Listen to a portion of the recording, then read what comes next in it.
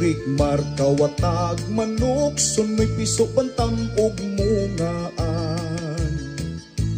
Way pili mo kubkob, kawaton apil ang pultahan.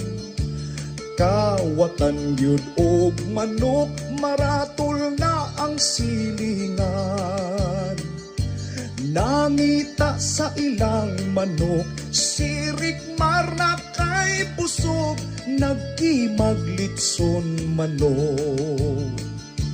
Gikawat ang sunoy, ang tag-iya manariay. Sunoy nga sige kadaog, hinungdan nga nakabalay.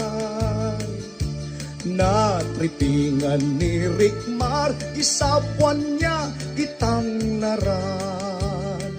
Ang tag-iya kay nangita, si Rikmar sige lakima, nabilin kay isulra. Nadakpan si Rikmar, gidala sa prisuhan. Magbagong buhay na daw siya, maukini ang saad niya. Nakagawas na sa silda, ugning pauli na siya.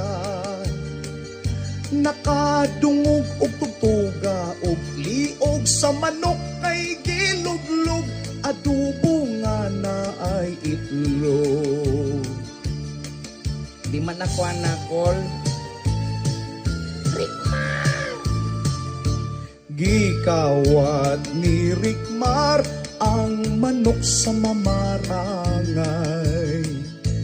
Niburot iyang tiyan, kumpiyansa sa gikawatan.